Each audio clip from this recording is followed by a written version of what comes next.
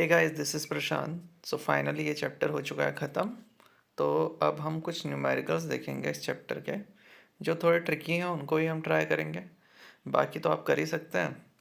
और न्यूमेरिकल भी हम इस तरह से करेंगे कि बेसिकली मैं आपको आइडिया दूंगा कि किस तरह से उनको सॉल्व करना है। कैलकुलेशन तो बिकॉज आपको ही करनी पड़ेगी। ठीक है, तो स्टार्ट करते हैं।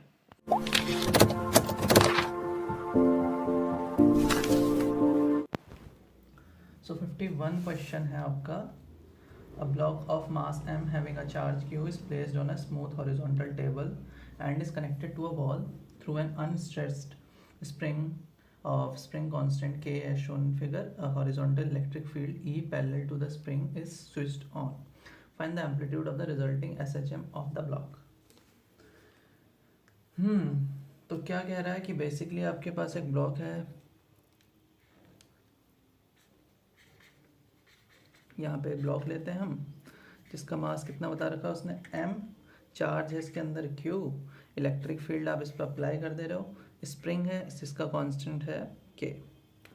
ठीक है, और आपको फाइंड आउट करना है कि भैया आपने जो इलेक्ट्रिक फील्ड यहाँ पे अप्लाई किया हुआ है उसकी वजह से ये बॉडी आ जाएगी SHM में, और इसका एम्पलीट्यूड क्या होगा। एम्पलीट्यूड क्या होता था, जो मीन पोजीशन से मैक्सिमम डिस्टेंस आप कवर करते थे, यही होता था आपका एम्पलीट्यूड।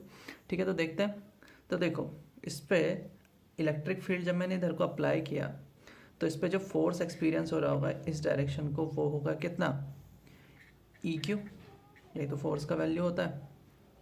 ठीक है, ये आपका फोर्स यहाँ पे हो गया। अब जो स्प्रिंग है उसका स्प्रिंग कांस्टेंट है K, तो इट मीन्स जब ये इधर को मीन पोजीशन से इधर को मूव करने की ट्राई करेगा तो एक कांस्टेंट फोर्स, कांस्टेंट नहीं होगा, वेरिएबल फोर्स होगा, क्योंकि वो डिस्टेंस पे डिपेंड करता है, kx इस डायरेक्शन को लगना स्टार्ट होगा। बट इनिशियली जो ये EQ है इसका वैल्यू ज़्यादा होगा, तभी तो बॉडी रिजल्टिंग डायरेक्शन कहाँ होगा, मूवमेंट का इधर को होगा। तो जैसे जैसे ये आगे को इंक्रीज करेगा, यानी कि इसका मोशन होगा आगे को, तो EQ तो उतना ही है क्योंकि कांस्टेंट इलेक्ट्रिक फील्ड है, तो EQ का वैल्यू उतना ही रहेगा, बट kx का वैल्यू बढ़ता जाएगा क्योंकि x यानी कि जो डिस्टेंस है मीन पोजीशन से वो इंक्रीज करते जा रही है।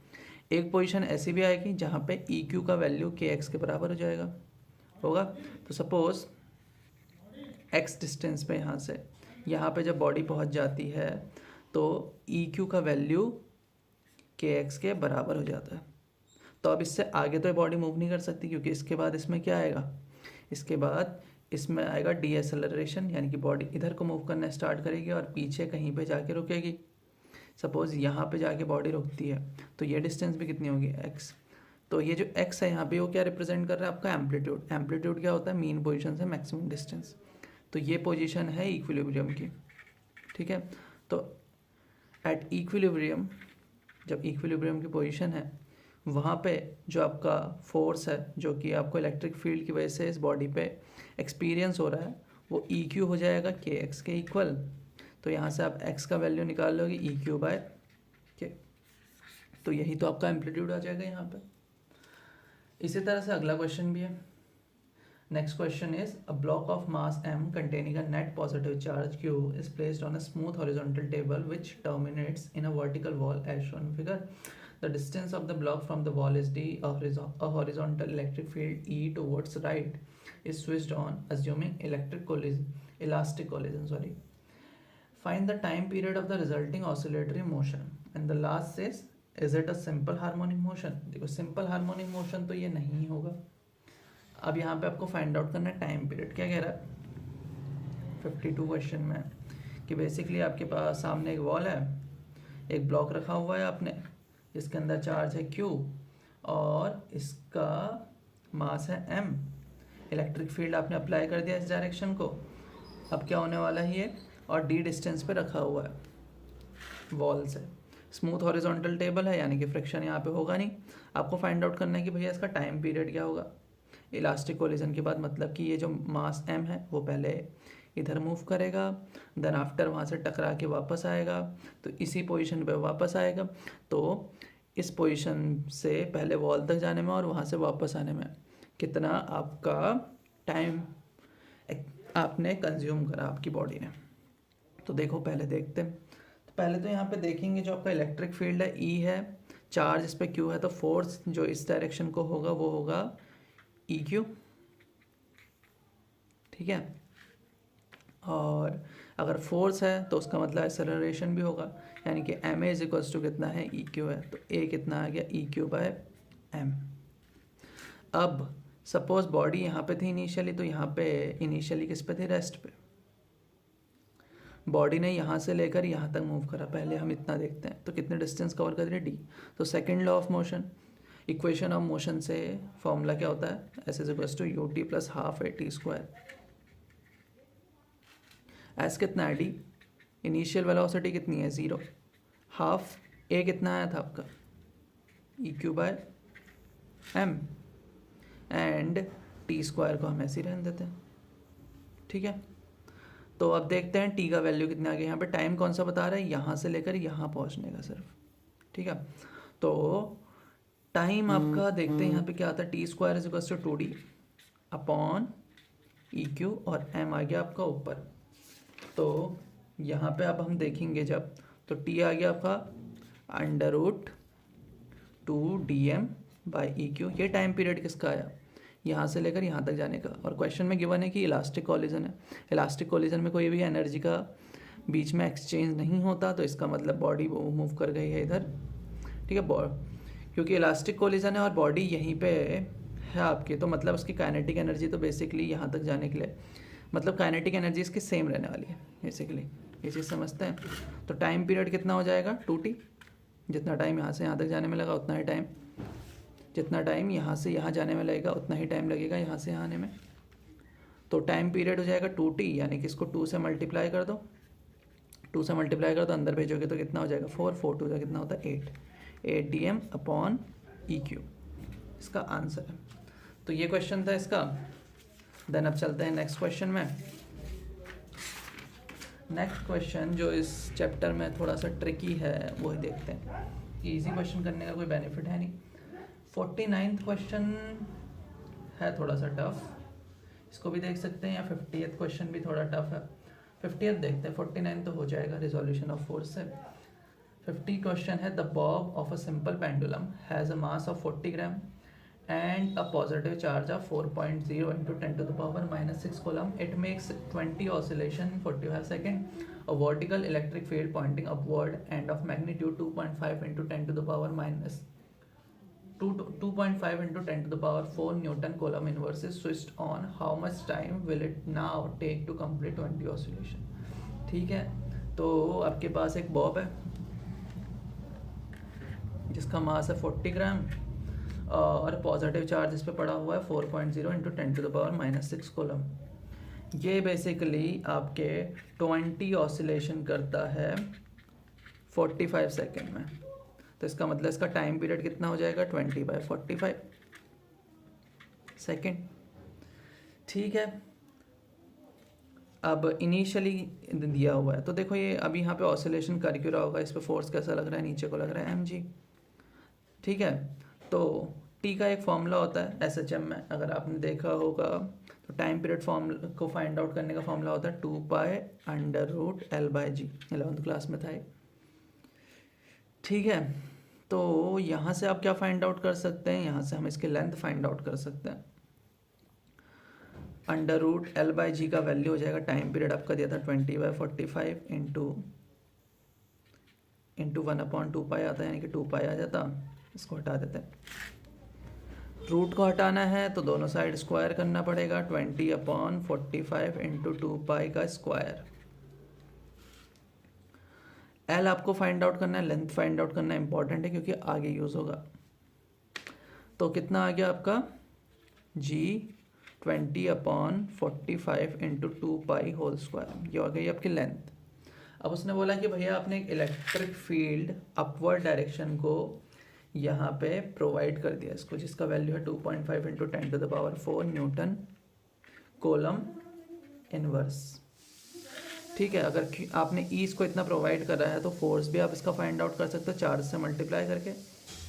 4 से 2.5 को मल्टीप्लाई करोगे तो कितना होगा 10 into 10 to the power minus 6, और 10 टू द पावर 4 कितना होता है 10 to the power minus 2 newton. इतना फोर्स आपने एक्सपीरियंस करा, ठीक है। फोर्स अगर इतना है तो यहाँ से आप क्या फाइंड आउट कर सकते हैं, एक्सेलरेशन कितना प्रोवाइड कर रहा होगा अपवर्ड डायरेक्शन को।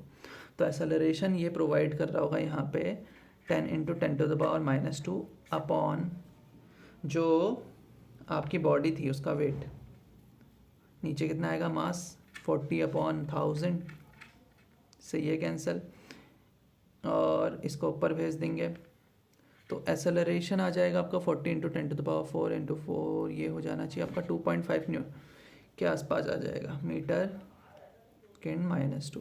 तो देखो बॉडी को ऊपर को कितना एक्सेलरेशन मिल रहा है 2.5, नीचे को कितना मिल रहा है जी का, जी ज़्यादा होगा क्योंकि 9.8 होता है।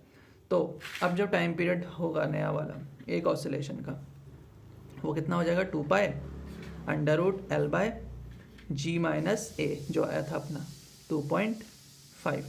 देखो लेंथ अभी अभी हमने निकाला है, ये पता है हमें, जी हमें पता होता है, 2.5 पता है, तो टाइम पीरियड हम यहाँ से कैलकुलेट कर लेंगे। टाइम पीरियड आपके पास आ गया, यानी कि एक ऑसिलेशन का आपके पास टाइम कितना रिक्वायर्ड है वो आपने फाइंड आउट कर लिया। तो 20 ऑसिलेशन से क्या करना है, 20 ऑसिलेशन के लिए बेसिकली टाइम पीरियड को 20 से मल्टीप्लाई कर देना है, ये आपका आंसर होगा। ठीक है, कैलकुलेशन आपको ही करनी है इसलिए मैंने कैलकुलेशन करी नहीं, तो क्वेश्चन आपका इस तरह से सॉल्व हो जाएगा। अब देखते हैं कोई क्वेश्चन जो इसमें है 40th क्वेश्चन देखते हैं। 40th क्वेश्चन थोड़ा सा ट्रिकी है तो उसको समझते हैं। ठीक है, 40th क्वेश्चन कहता है a rod of length L has a total charge Q distributed uniformly along its length if it is bent in the shape of semicircle. Find the magnitude of the electric field at the center of curvature of the semicircle। ठीक है, आपके पास एक rod थी जिसका length था L, charge उसमें Q distributed है uniformly, इसको बेंड कर दिया आपने एक सेमी सर्कल के शेप में, तो कर देते हैं।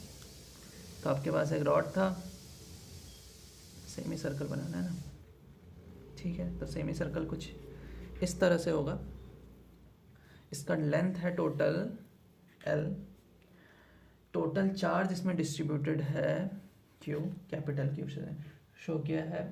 ठीक है, इसको बेंड कर दिया सेमी सर्कल के शेप में, मैग्नीट्यूड निकालना है इलेक्ट्रिक फील्ड का सेंटर ऑफ कर्वेचर और सेमी सर्कल में, यानी कि इसके सेंटर पे आपको फाइंड आउट करना है कितना एक्सपीरियंस हो रहा होगा इलेक्ट्रिक फील्ड। तो देखो सिंपल है, क्या करने वाले हैं यहाँ पे हम, इलेक्ट्रिक फील्ड का आपको फॉर्मूला पता है 1/4πε0 चार्ज जितना भी होता है अपॉन डिस्टेंस। अब यहाँ पे डिस्ट्रीब्यूशन है यूनिफॉर्मली चार्ज डिस्ट्रीब्यूशन है।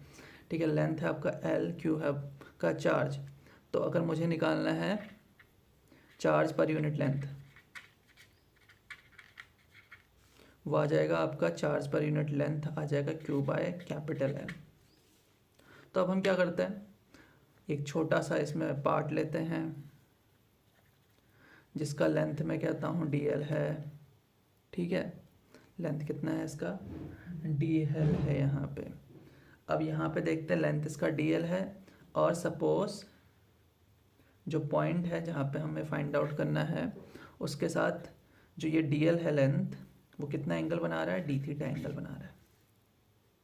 इसने कितना एंगल यहाँ पे शो कर दिया, d θ एंगल यहाँ पे इसने फॉर्म कर चुका है। और सपोज इसकी रेडियस हम थोड़ी देर के लिए अज्यूम कर लेते हैं स्मॉल r। ठीक है, एंगल इसने d θ बनाया है, लेंथ इसके DL है। और अब अगर मैं फाइंड आउट करना चाहता हूँ DL का वैल्यू, तो DL का वैल्यू कितना हो जाएगा, DL यहाँ पे वर्क कर रहा है एज एन आर्क, ये है रेडियस और ये है आपका एंगल। तो एंगल का फॉर्मूला होता है θ = आर्क अपॉन रेडियस। तो आर्क का वैल्यू यानी DL का वैल्यू आ जाएगा रेडियस इंटू थीटा, तो radius into d θ r d θ। ठीक है, चार्ज पर यूनिट लेंथ था Q/L, तो DL लेंथ के लिए कितना चार्ज प्रेजेंट होगा, यानी कि dq चार्ज कितने में होगा आपका DL लेंथ में, यानी कि Q/L इंटू DL होना चाहिए था, यानी कि r d θ। ये हो गया आपका वैल्यू। तो आप फाइंड आउट करते हैं कि जो ये DL लेंथ है इसकी वजह से इलेक्ट्रिक फील्ड कितना एक्सपीरियंस हो रहा होगा इस चार्ज पे, इधर को होगा DE से रिप्रेजेंट करते हैं। So value of DE is 1/4πε0 को Q लिखते हैं। चार्ज कितना था इनक्लोज किया था Q/L, R D theta upon R square, R से आर कैंसिल हो जाएगा, इतना है। अब इस डी को हम कर देते हैं बेसिकली, यहाँ से एक नॉर्मल लाइन ड्रॉ करते हैं, डिवाइड कर देते हैं दो कंपोनेंट्स में।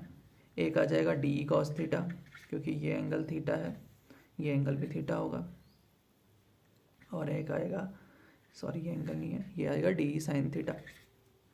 सिमिलरली एग्जैक्ट अपोजिट डायरेक्शन में हम लेते हैं ना हमेशा, इसका भी लेंथ कितना होगा, आर डी थीटा, ये भी इलेक्ट्रिक फील्ड यहाँ पे एक्सपीरियंस करवाएगा इसको डी ई, क्योंकि डिस्टेंस सेम है। ठीक है, इसके भी दो कंपोनेंट्स होंगे, डी कॉस थीटा और एक हो जाएगा डी साइन थीटा। ये डी साइन थीटा दोनों एक दूसरे को कैंसिल करेंगे, सिर्फ बचेंगे डी कॉस थीटा वाले। तो यानी कि अगर मैं इलेक्ट्रिक फील्ड फाइंड आउट करना चाहता हूँ पूरी बॉडी पे, तो मेरे को बेसिकली डी कॉस थीटा को क्या करना है, इंटीग्रेट करना है। अब देखो यहाँ पे कॉम्प्लिकेशंस आ सकती हैं, तो इसके लिए मैं क्या करता हूँ, सिर्फ इतनी बॉडी कंसिडर करता हूँ और उसको ट्वाइस से मल्टीप्लाई करता हूँ, क्योंकि इधर उधर का क्या है, वैल्यू सेम है।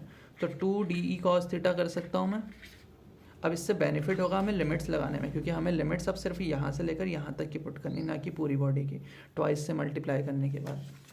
ठीक है, तो इलेक्ट्रिक फील्ड फाइंड आउट करने के लिए हमें इंटीग्रेट करना है बेसिकली। देखते हैं कैसे इंटीग्रेशन होगा। 2 तो बाहर आ जाएगा, डी का वैल्यू है के बाहर आएगा, क्यू बाहर आएगा, लेंथ कांस्टेंट है बाहर आएगी, रेडियस कांस्टेंट है वो बाहर आ जाएगा, डी थीटा अंदर बचेगा। तो आपको कॉस थीटा डी थीटा करना है। अब थीटा देखते हैं कहाँ से कहाँ तक हो रहा है। देखो अगर ये डी एल आपका यहाँ पे होता तो एंगल होता 0, ठीक है, और यहाँ पे होता तो 90। तो इंटीग्रेट करना है आपको 0 से लेकर 90 तक, वरना यहाँ पे किससे करना पड़ता, -90 से +90। तो 0 से लेकर अपने 90 तक इसको इंटीग्रेट कर देना है। तो 2k3 ये हो जाएगा आपका कितना, एल ऐसे ही रहने देते हैं, आर स्क्वायर नहीं था शायद, ये आर से आर कैंसिल हो गया था। हाँ, कॉस थीटा को इंटीग्रेट करते हैं। कॉस थीटा को जब इंटीग्रेट करा जाता है तो आंसर कितना होता है, साइन, हाँ इंटीग्रेशन होता है कॉस थीटा का साइन थीटा। 0 से लेकर 90 पुट करना है हमें। तो 2k3 अपॉन एल आर, ठीक है, साइन थीटा हो गया, साइन 90 का वैल्यू 1 होता है, -0। तो 2k theta upon L by R आ जाएगा। आर का वैल्यू हम फाइंड आउट करते हैं। देखो पाई आर होगा इसका पूरा सर्कमफेरेंस, पाई आर इक्वल होगा एल के। सो आर आ गया एल बाय पाई। तो यहाँ पे हम पुट कर देंगे आर की जगह पे एल बाय पाई, पाई ऊपर चल जाएगा, ये इसको आप सॉल्व कर लोगे, वो आपका आंसर होगा। तो ये क्वेश्चन था। अब कोई क्वेश्चन जो थोड़ा सा ट्रिकी है उसको देखते हैं। हाँ, थोड़ा सा ट्रिकी आपका है, 25 क्वेश्चन इजी है, 25 भी नहीं, देखते हैं। तो 22 है थोड़ा सा ट्रिकी, तो 22 को करते हैं।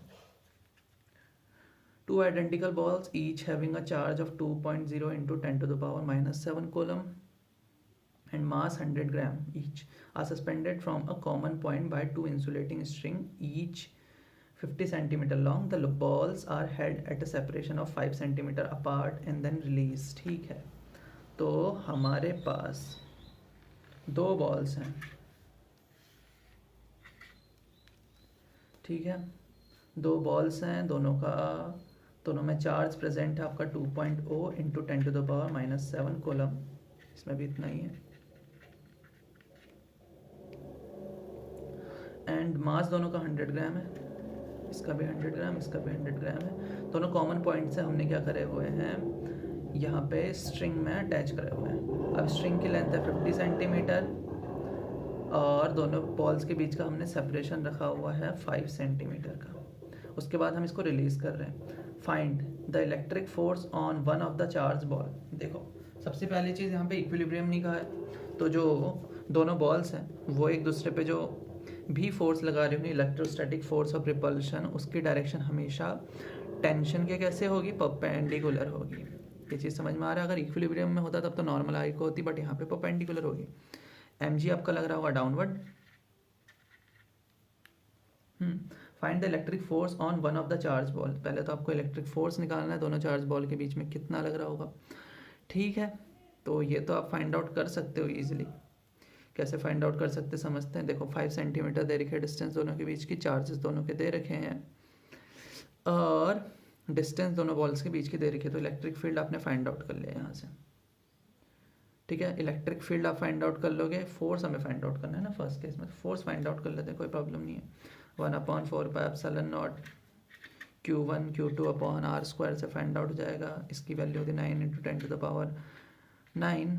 Q1 है आपका 2, Q2 भी है आपका 2, तो दोनों हो जाते 4 एंड टू 10⁻−14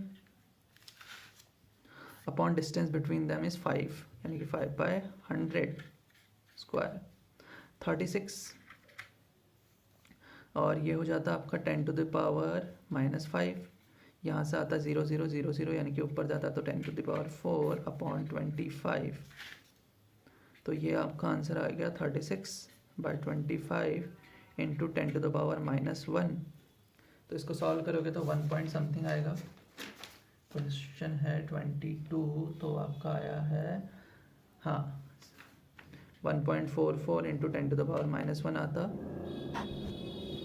ठीक है। तो वैल्यू हो जाएगा इसका 0.144 न्यूटन।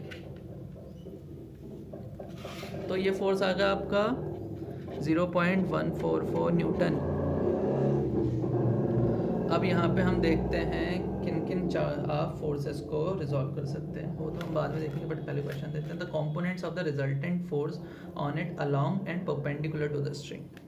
हाँ, तो स्ट्रिंग के अलोंग कितना रिजल्टिंग फोर्स लग रहा होगा। तो पहले तो हमें यहाँ पे कंपोनेंट्स फाइंड आउट करने पड़ेंगे mg के। तो ये एंगल कैसे फाइंड आउट करा जाएगा, इस पे हम एंगल ड्रॉ करेंगे, एक थीटा एंगल। तो ये अगर थीटा है तो आपका ये एंगल भी कितना हो जाता है,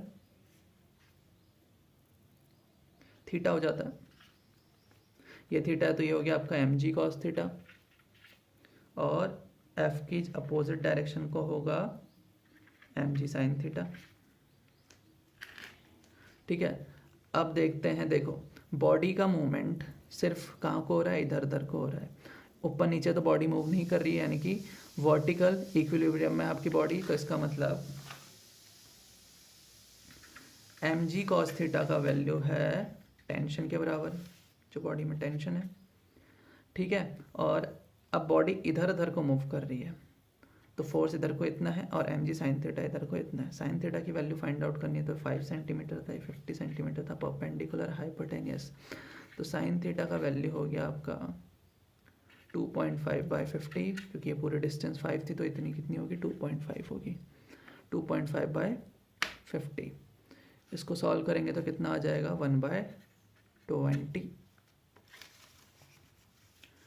तो अलोंग आपकी स्ट्रिंग के अलोंग तो फोर्स कितना है, 0।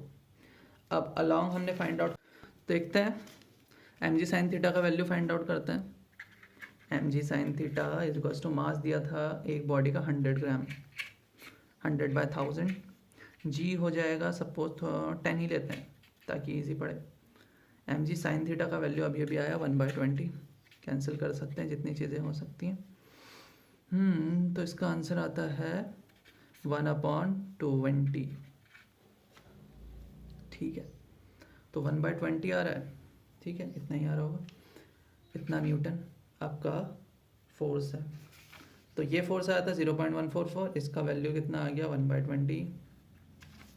दोनों को माइनस कर देंगे तो वो आ जाएगा रिजल्टिंग फोर्स, इधर को और इधर को, टोटल इधर को आएगा, देखते हैं 0.144 माइनस 1/20, तो ये हो जाएगा 882 और ये यहाँ पे आ जाएगा डेसिमल, -1/20, ठीक है। तो इससे माइनस करेंगे तो 1.8820, यानी कि 0.188/2। तो इसका वैल्यू आएगा आपका 22 का सेकेंड है 0.095 न्यूटन। डायरेक्शन कहाँ को, ऊपर को, यानी कि बॉडी ऊपर को मूव करने की ट्राई कर रही है अपनी तरफ से, ठीक है। And C is the tension और इन द स्ट्रिंग, आपको टेंशन फाइंड आउट करना है स्ट्रिंग में कितना होगा। देखो क्या करना है, T is equals to M G cos theta, ठीक है। साइन थीटा आपने फाइंड आउट कर लिया था, कॉस थीटा कैसे फाइंड आउट किया जाता है साइन थीटा से, under root 1 minus sine theta, यही तो करते हैं। एम जी का वैल्यू पता है, साइन थीटा कॉस थीटा का वैल्यू आप फाइंड आउट कर लोगे, टेंशन आपको मिल गया। And the acceleration of one of the ball, एक बॉल पे एसेलरेशन कितना है, रिजल्टेंट फोर्स इतना आया, इसको क्या कर देंगे एम ए से कर देंगे, तो एसेलरेशन आपको फाइंड आउट करना है। तो एसेलरेशन कितना आ जाएगा 0.095 अपॉन वेट कितना है 100 इंटू 1000, इतना आपका एसेलरेशन होगा। कैलकुलेशन आप खुद ही ट्राई करना। अब देखो इस केस में तो बॉडी आपका मूव कर रही थी, बॉडी जब मूव कर रही होती है तो फोर्स हमेशा टेंशन के कैसे लगता है, परपेंडिकुलर, क्योंकि किसी बॉडी को अगर सर्कल में मूव करना है तो किसी भी पॉइंट पे अगर आप फोर्स फाइंड आउट करते हो तो परपेंडिकुलर लगता है, लेकिन अगर ये बॉडी रेस्ट में होती तब क्या होता, वही चीज़ हम देखेंगे। तो उस केस में थोड़ा सा चेंज आ जाता है, मैं वो क्या चेंज आता है उनको समझेंगे। है यहाँ पे 24th क्वेश्चन, 24 क्वेश्चन कह रहा है आपका, two small spheres each having a mass of 20 gram are suspended from a common point by two insulating string of length 40 centimeter. The spares are identically charged and separation between the balls at equilibrium is found to be 4 centimeter. Find the charges on each spare. तो basically हम यहाँ पे दो small spheres ले लेंगे और उनको हमने टू इंसुलेटिंग स्ट्रिंग से क्या करा हुआ है, सस्पेंड किया हुआ है। 40 सेंटीमीटर दोनों की लेंथ है, ठीक है। मासेस दोनों के 20 ग्राम आपको गिवन है और चार्ज आपको फाइंड आउट करना है। आइडेंटिकल है तो चार्ज दोनों का इक्वल होगा, दोनों के बीच का सेपरेशन आपको दिया है 4 सेंटीमीटर जब इक्विलिब्रियम की कंडीशन है।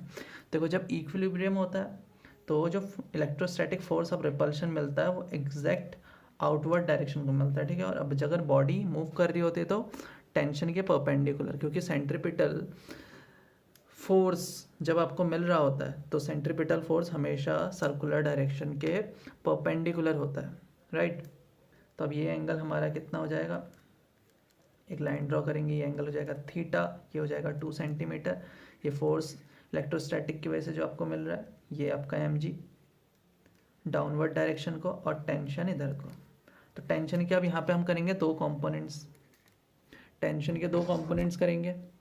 तो ये तो होगा आपका टी, ये एंगल थीटा, ये एंगल थीटा हो जाएगा टी कॉस थीटा, एंड ये हो जाएगा टी साइन थीटा। जब इक्विलिब्रियम होता है तो सारे कंपोनेंट्स एक दूसरे को कैंसिल कर रहे होते हैं, तो एम जी कैंसिल कर रहा होगा टी कॉस थीटा को। So M G is equals to T cos theta and F E is equals to T sine theta. दोनों इक्वेशन को क्या कर दूंगा मैं, डिवाइड कर दूंगा। So F E upon M G is equals to T sine theta by T cos theta. It means T से T cancel हो जाएगा तो ये बचेगा आपका tan of theta. Tan theta आपको फाइंड आउट करना है, तो देखो ये 40 सेंटीमीटर, ये है 2 सेंटीमीटर, ये वाला जो साइड होगा उसका वैल्यू आ जाएगा 40 square minus 2 square. Tan theta का वैल्यू कितना हो जाएगा इस वाले ट्राइंगल से, perpendicular which is 2 upon base is under root 40 square minus 2 square. So देखिए 10 का वैल्यू आ गया 2 upon under root 40 square minus 2 square. M G का वैल्यू है, मास था 20 gram, so 20/1000 into 10। Electrostatic force of repulsion मिल रहा होगा यहाँ पे 9 इंटू 10⁹ Q1 इज हमें फाइंड आउट करना है, Q2 भी फाइंड आउट करना है, upon R square, distance between them is 4, so 4 upon 100 whole square. तो क्या फाइंड आउट करना है, ये फाइंड आउट करना है। अब तो आपका आंसर इजीली आ जाएगा, क्यू स्क्वायर का वैल्यू सबको इधर भेजो, लास्ट में आपको इसका रूट फाइंड आउट कर लेना है। तो ये क्वेश्चन भी आपका हो ही जाएगा, ठीक है। अब एक और क्वेश्चन देखते हैं। Suppose an attractive nuclear force acts between two protons which may be written as F is equals to CE to the power minus KR upon R square, ठीक है। Write down the dimensional formula and appropriate SI unit of C and K। ठीक है, तो इस question को करते हैं। तो बोला आपके पास जो दो प्रोटॉन्स है उनके बीच में जो फोर्स ऑफ रिपल्शन है उसको दे रहे आपको शो करा हुआ है इससे e⁻⁻k r upon R square. आपको इसका डायमेंशनल फॉर्मूला निकालना है सी का और के का। देखो किसी की भी पावर होती है तो पावर की कोई भी यूनिट नहीं होती, इसका मतलब ये जो टर्म होगा वो डायमेंशनल लेस होगा। तो अब ये डायमेंशनल लेस कैसे होगा, जब के की जो भी यूनिट होगी वो इसको कैंसिल कर रही होगी इसकी यूनिट को। देखो आर होती है डिस्टेंस और डिस्टेंस की डायमेंशन होती है एल, ठीक है। तो के और आर की जो डायमेंशन होगी वो दोनों एक दूसरे को कैंसिल करेंगे तो कितना बचेगा, 1 ही बचेगा। तो देखो के ऐसे ही रहने देते हैं। आर की अगर मैं बात करूँ, आर की है डायमेंशन एल, तो ये हो जाएगा 1 है। सो के की आ जाएगी 1/L, नीचे आएगा यानी कि एल इनवर्स। तो आर डिस्टेंस हमेशा हमारी मीटर में होती है, तो के की ऐसा यूनिट आ जाएगी मीटर इनवर्स और डायमेंशन आ गई है। अब किसकी यूनिट पूछी है आपसे, सी की और पूछी है। तो देखिए भाई ई जो आपका एक्सपोनेंशियल वाला होता है इसकी कोई डायमेंशन नहीं होती है। आर की डायमेंशन होती है क्या, एल, तो ये हो जाएगा एल स्क्वायर। फोर्स की कितनी होती है, mLT-2। सो सी की कितनी हो गई, एल को इधर भेज दो, mL स्क्वायर T-2। और अगर मैं इसकी SI यूनिट बनाना चाहता हूँ तो आ जाएगी न्यूटन मीटर स्क्वायर। ठीक है, ये क्वेश्चन भी आपका हो जाएगा। तो आप ट्राई करते हैं कुछ गॉस लॉ के question. So the question number 2 is a charge q is uniformly distributed over a rod of length L. Consider a hypothetical cube of HL with the center of the cube at one end of the rod. Find the minimum possible flux of the electric field through the entire surface of the cube. तो यहाँ पे एक term आया minimum possible flux हमें बताना है cube पे। तो क्या है, हमारे पास एक रॉड है, ये एक रॉड है जिसमें क्यू चार्ज यूनिफॉर्मली डिस्ट्रीब्यूटेड है और इसका लेंथ है एल। आपको बेसिकली एक क्यूब लेना है, एक क्यूब आपको कंसीडर करना है। बट वो क्यूब की खास बात क्या है कि भैया वो जो क्यूब है उसकी एजेस जो है ना एल लेंथ की है, ठीक है। अब जो आपके पास ये रॉड थी जिसकी लेंथ एल थी उसको इसके सेंटर पे रखना है, इसके सेंटर पे इसको रखना है और उसके बाद आपको फाइंड आउट करना है कि मिनिमम पॉसिबल फ्लक्स कितना इसके अंदर होगा। एक एंड इसका इसके सेंटर पे होना चाहिए, दूसरा एंड कहीं को भी हो। देखो मिनिमम पॉसिबल फ्लक्स के लिए क्या होगा, पहले तो हम देखते हैं कि इसकी डेंसिटी कितनी, डेंसिटी हम लैम्डा से बताएंगे। डेंसिटी होगी Q/L। तो इट मीन्स अगर मेरे को फ्लक्स कम चाहिए तो इट मीन्स इलेक्ट्रिक फील्ड भी कम होना चाहिए। इलेक्ट्रिक फील्ड कब कम होगा इसके अंदर, इस बॉडी के अंदर, जब ये अपनी रॉड भी इसके अंदर मिनिमम होगी। क्योंकि देखिए रॉड में चार्ज यूनिफॉर्मली डिस्ट्रीब्यूटेड है।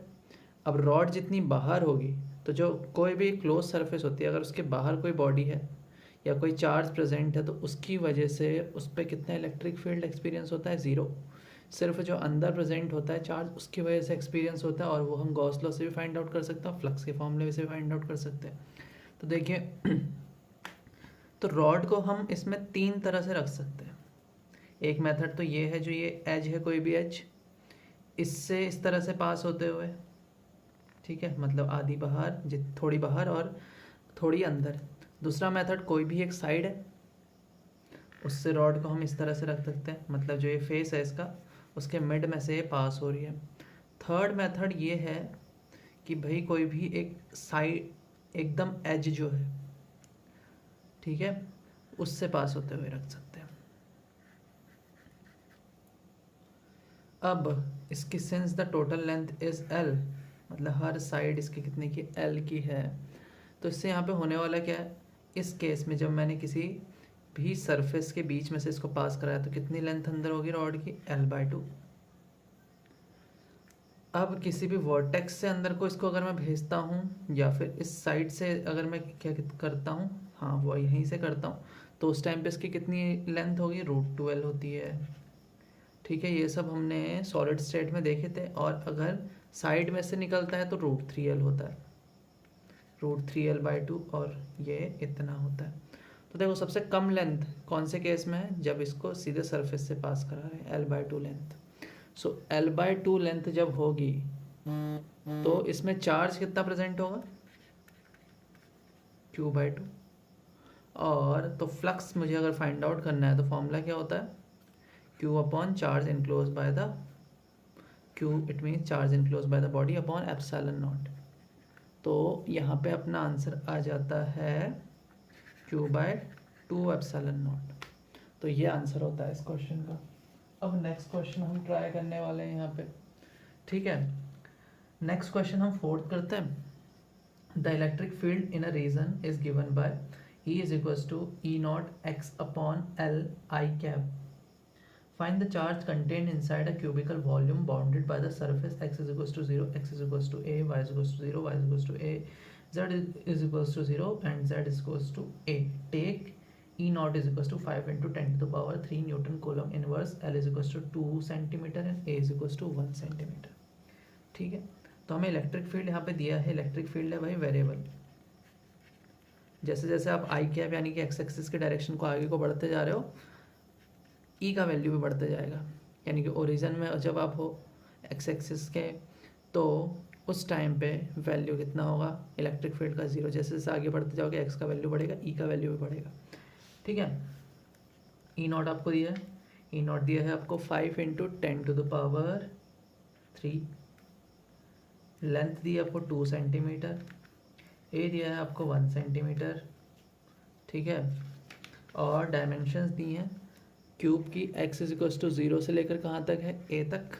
वाई में भी 0 से लेकर ए तक है, जेड में भी 0 से लेकर ए तक है। तो भैया अब हम बनाएंगे यहाँ पे क्यूब। ठीक है, अब हम यहाँ पे क्यूब का फॉर्मेशन करेंगे। एक क्यूब बनाना है हमें,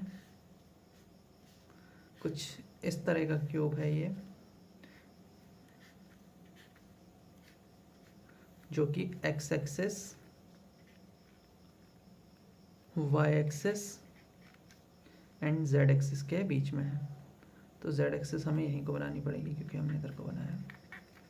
जेड एक्सिस के बीच में है ये, एक्स एक्सिस में ये ए तक है, वाई में भी ए तक है, जेड में भी ए तक है। इलेक्ट्रिक फील्ड आपकी इधर इस डायरेक्शन को लग रहा है E0 x I cap by L। ठीक है, तो यहाँ पे हम इसका एरिया वेक्टर जब शो करेंगे इस वाले फेस का, तो वो आएगा अपवर्ड, ये वाले फेस का डाउनवर्ड, ये वाले फेस का आउटवर्ड और ये वाले फेस का इनवर्ड आएगा। और इलेक्ट्रिक फील्ड हमेशा इस डायरेक्शन को है, तो इसका मतलब ये सारे कितने 90 डिग्री पे। और जब 90 डिग्री पे होते हैं तो फ्लक्स का वैल्यू कितना होता है, 0, क्योंकि फ्लक्स का फॉर्मूला क्या है, E/ds cos थीटा। थीटा कितना होता है 90 पे, 90 डिग्री पे cos थीटा का वैल्यू 0 हो जाता है, तो फ्लक्स कितना होता है 0। तो इट मीन्स ये जो चार साइड थी, ऊपर नीचे इस साइड को और पीछे की साइड को, वहाँ पे फ्लक्स कितना हो गया 0, बचते हैं सिर्फ ये 2 साइड। तो यानी कि जो फ्लक्स होगा इसके अंदर इन्हीं की वजह से होगा। तो अब यहाँ पे अगर मेरे को फ्लक्स काउंट करना है, कैलकुलेट करना है, बेसिकली फ्लक्स कैलकुलेट अब यहाँ पे करोगे तो इलेक्ट्रिक फील्ड चाहिए आपको, एरिया चाहिए। एरिया तो आपको पता है स्क्वायर हो जाएगा, क्योंकि लेंथ कितनी है एक साइड की ए। और ई हम फाइंड आउट करें तो भाई एक्स का वैल्यू कितना हो जाएगा यहाँ पे 0, क्योंकि ओरिजिन पे है। सिर्फ बचती है फिर ये वाली साइड, यानी कि जब आप फ्लक्स यहाँ पे कैलकुलेट करोगे तो वैल्यू सिर्फ यही वाली इस वाले सरफेस की होगी। सरफेस का एरिया है आपका कितना, ए स्क्वायर, एरिया हो गया ए स्क्वायर। इलेक्ट्रिक फील्ड अगर मैं क्या देखो तो यहाँ पे होगा E0, एक्स है आपका इस पोजीशन पे, एक्स कितना है ए, क्योंकि इस पोजीशन पे एक्स कितना है ए, अपॉन लेंथ, और एंगल था cos 0 यानी कि 1। अब देखिए E0 गिवन है क्वेश्चन में, L गिवन है क्वेश्चन में, A गिवन है क्वेश्चन में, मीटर में चेंज कर दो, बाकी सब ऐसे ही है। तो फ्लक्स आ गया आपका। फ्लक्स का दूसरा फॉर्मूला क्या होता है, Q/ε0। ε0 का वैल्यू आपको पता होता है 8.85 इंटू 10 to the power -12, यही होता है शायद। इनमें सब पता है, यहाँ ε0 पता है, तो Q आपका आ गया यहाँ से। यही तो पूछा था आपसे। अब हम करते हैं क्वेश्चन नंबर 6। तो क्वेश्चन नंबर 6 करते हैं। 6 क्वेश्चन कहता है a charge q is placed at a distance a/2 above the center of a horizontal surface square surface of HA as shown in figure. Find the flux of the electric field through the square surface। ठीक है, हमें बताना है flux. एक square surface आपके पास है जिसकी as कितने की, a की है। a/2 डिस्टेंस पे आपने एक चार्ज रखा हुआ है, चार्ज कितना है q। ठीक है, ओके। देखो, अगर इसमें गॉस लॉ का फॉर्मूला आपको पुट करना है तो उसके लिए कैसे सरफेस चाहिए होती है, क्लोज सरफेस चाहिए होती है। क्या ये क्लोज सरफेस है, नहीं है, तो अपनी तरफ से हम इसको क्लोज सरफेस बना देते हैं। उसके बाद जो हो सकेगा वो करेंगे। तो इसकी क्लोज सरफेस कैसे बनेगी, हम इस पर क्यूब बना सकते हैं। ये हमने क्यूब फॉर्म कर दिया, ये सेंटर पे आएगा। थोड़ा मैंने ज़्यादा लेंथ ले ली इसकी a/2। ये सारी साइड्स कितनी की होंगी, a की होंगी। ये साइड भी a की होगी। ये a/2 सेंटर पे, ये सेंटर पे मेरा है क्यूब। तो आपको पता है कोई भी क्लोज सरफेस होती है तो उसकी वजह से फ्लक्स होता है आपका चार्ज जो इनक्लोज करा है उस क्लोज सरफेस ने अपॉन एप्सिलॉन नॉट। ठीक है, तो यानी कि पूरे क्यूब के अंदर जो फ्लक्स होगा, जो फ्लक्स पास हो रहा होगा इसमें से, वो होगा क्यू अपॉन एप्सिलॉन नॉट। एक क्यूब में कितनी फेसेस होती हैं, टोटल 6। सबका एरिया कितना होता है, सेम। ठीक है, तो एक सरफेस, क्योंकि मेरे को सिर्फ स्क्वायर में से फ्लक्स पास हो रहा है कितना हो रहा है वो निकालना है। तो उसको निकालने के लिए क्या करना पड़ेगा, जो भी आंसर आया उसको 6 से डिवाइड। तो ये आ जाएगा आपका आंसर यहाँ पे। तो क्वेश्चन सिंपल है बट ऐसा कुछ नहीं है इसमें क्वेश्चन जो टफ है। थर्ड क्वेश्चन भी देख ही लेते हैं। Show that there can be no net charge in a region in which the electric field is uniform at all point. हर पॉइंट पे अगर आपको क्या मिल रहा है, सेम आपको इलेक्ट्रिक फील्ड प्रोवाइड हो रहा है तो कोई भी नेट चार्ज नहीं होता उस रीजन में। ठीक है, इसके लिए भी हम वापस से एक क्यूब अज्यूम करते हैं, क्लोज सरफेस। इसको एक यूनिफॉर्म इलेक्ट्रिक फील्ड में आप प्लेस कर दोगे। सपोज इलेक्ट्रिक फील्ड की डायरेक्शन ये है, इसकी एज है ए की, ए क्योंकि हम करते हुए आ रहे हैं तो क्यों ईजी पड़ेगा। ठीक है, ठीक है। इसमें कितने फेसेस आ गए, 6 फेसेस आ गए। इसका एरिया फैक्टर इस फेस का कहाँ को हो जाएगा, अपवर्ड डायरेक्शन को। इसका एरिया वेक्टर डाउनवर्ड डायरेक्शन को वापस से। इसका एरिया वेक्टर ये वाला जो फेस है उसका 90 बाहर को होगा और इसका भी 90 को होगा। ठीक है, तो जब मैं फ्लक्स काउंट करूँ, कैलकुलेट करने की ट्राई करूँगा तो 4 फेसेस जो मेरे ये निकले, इसमें ई और ए के बीच में कितना एंगल है, एरिया वेक्टर के बीच में 90, और 90 जब एंगल होता है तो कॉस 90 से फ्लक्स हो गया 0, यानी कि इन 4 साइड्स में तो फ्लक्स 0 हो गया। अब देखते हैं इस वाले फेस में। इस वाले फेस का आउटवर्ड यानी कि एरिया वेक्टर होगा इस डायरेक्शन को, एरिया इसका कितना होगा a²। तो फ्लक्स कितना आ गया इस वाले सरफेस का, ई है इधर को, एंगल है 180, ई a² cos 180। अब ये वाली सरफेस भी बची, ई है यहीं को, एरिया वेक्टर भी यहीं को, प्लस ई a² cos 0 डिग्री। cos 180 कितना होता है, -1, EA² minus EA² plus EA²। Answer कितना हो गया, 0। तो फ्लक्स कितना है, 0 है जब आप किसी बॉडी को यूनिफॉर्म इलेक्ट्रिक फील्ड में प्लेस कर देते हो। ठीक है, तो देखिए अभी तो इतने ही क्वेश्चन करते हैं, बाकी आप भी ट्राई करिए। तो ये चैप्टर तो हो चुका है ख़त्म, अब कल से स्टार्ट करेंगे नेक्स्ट चैप्टर। ठीक है, तो प्रैक्टिस करते रहिए। मिलते हैं नेक्स्ट वीडियो में, टिल देन बाय।